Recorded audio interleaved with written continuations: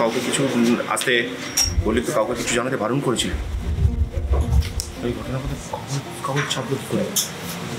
কে জানালো সব কিছু? মিস্টার বসু মল্লিক,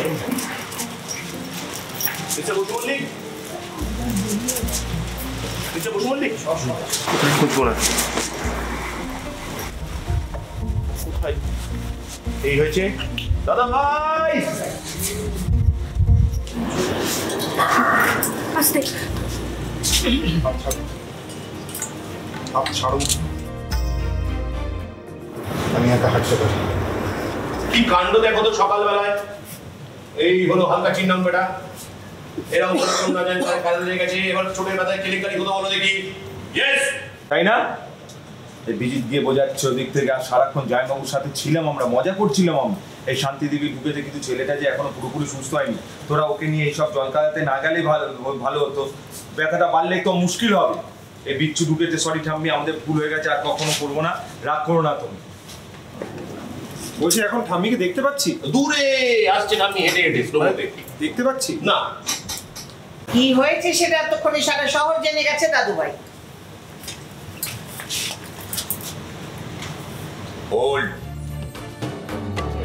এবার যে কি হবে যে ভগবান জানে। আপনারা আশা করি দেখেছেন একেতে এত বড় মিস্টার বসু মল্লিকের উপর হামলা হয়েছে, সেখানে গিয়ে বাঁচিয়েছি, এই কাদায় পড়ে গেছি, অনেক কিছু হয়েছে, তার মধ্যে জুটেছে। আমি জিজ্ঞেস করছি হামলাটা হলো কি করে? যেখানে বাঘের ভয় সেখানে সন্ধে হয়। আমাদের দাদা ভাইয়ের ওপর হামলাটা হলো কি করে? তোমার বাড়িতে এসে হামলাটা হয় কেন? যেখানে বাঘের ভয় সেখানে তড়িতা হয়, তাই তো? আমার তো মনে হয় এই করিয়েছে সবকিছু, কাদা ফাদা লেগে আছে গায়ে। আমি খুব দুঃখ পেয়েছি, আমি খুব কনসার্ন, এবং সেটার জন্য আমি ঠাম্মি সবাইকে বলছি দাদা ভাইয়ের কি হলো, দাদা ভাইয়ের কি হলো। দাদা ভাইকে ঠাম্মি দেখতে চলে এসেছে। দেখো ওর শ্বশুর বাড়ি, ও বাপের বাড়িতে এখন আমরা কেন এসেছি? ও আমি জানবো না দাদা ভাই কি হয়েছে। আমাদের একমাত্র দাদা ভাই দেখো কি অবস্থা করেছে, তুমি দেখো হাতটা গেছে, কি নোংরা কাদা, কোথায় ঠেলে ফেলে দিয়েছে, কোন বনে জঙ্গলে নিয়ে গেছে আমরা জানি না। আমাদের বাড়ির ছেলে, নতুন মেয়েটা কি করছে জানি না, আমাদের খেয়াল রাখতে হবে।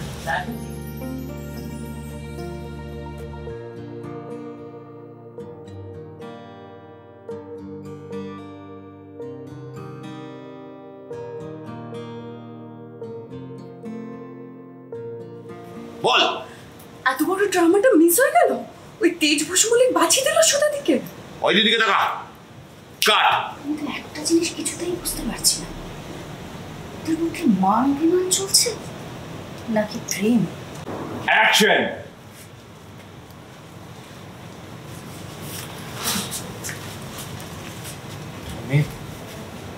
এত সকালে তুমি এখানে?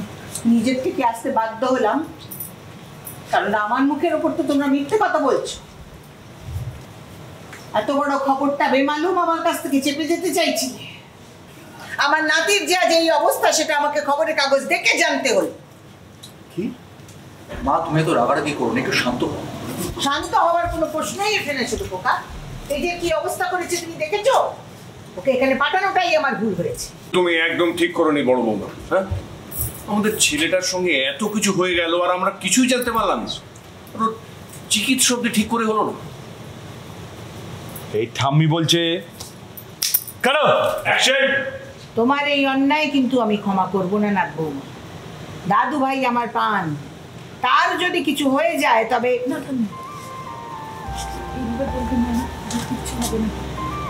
আমি কিন্তু কথা দিচ্ছি, আমি থাকতে ওনার কোনো বিপদ আমি হতে দেবো না। ছি ছি ছি ছি সুধা, তোর কোনো কাণ্ডজ্ঞান নেই? এত বড় একটা ঘটনা তুই তোর শ্বশুরবাড়ির লোকেদের থেকে লুকিয়ে গেলি? সত্যি লুকনো তো ওর অভ্যাস হয়ে গেছে।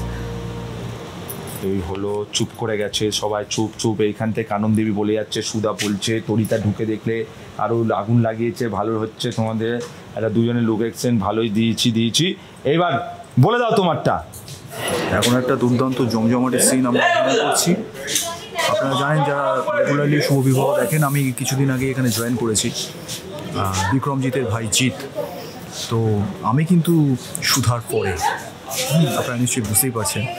তো সুধাকে সবাই অনেক গালমন্দ করছে, অনেকে দোষারোপ করছে, ওর উপর অনেকে রেগে যাচ্ছে, কিন্তু আমি কিন্তু মনে মনে সুধাকে সাপোর্ট করছি এবং ওর পরে আছি, এবং আমি চাই সুধার ভালো হোক।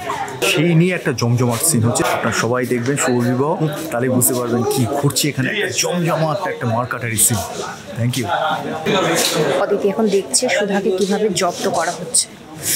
আমি দারুণ মজা নিচ্ছি আর ভাবছি যে সুধাকে কখন থামবে। আমি শুধু মজা নিচ্ছি, দেখছি আর মজা নিচ্ছি। শাস্তি যদি দিতেই হয় তাহলে আমাকে দাও, কারণ আমাকে বলতে আমি বারণ করেছি। তোমাকে আর কিছু বলতে হবে না, তুমি এই মুহূর্তে আমাদের সঙ্গে বাড়ি যাবে। চলো। বলছি কর্তামা, ভুল হয়েছে সেটা আমি মানছি, কিন্তু এখন যে দিরাগমনে পুজোই হয়নি, ওদের গাঁটছড়া খোলা হয়নি, সেটা না করে ফিরে গেলে যে অমঙ্গল হবে। Old reaction, action. কর্তামা, নিয়ম রক্ষা হয়ে গেলে কাল আপনার নাতি আর নাত বৌমা ফিরে যাবে। না, আজকেই ফিরে যাবে ওরা। আর যারা আমার দাদু ভাইয়ের এই অবস্থা করেছে তাদের আমি আজকেই খুঁজে বার করব। বড় খোকা, বলো মা। থানায় বড় অফিসারকে ফোন করো। এক্ষুনি করছি।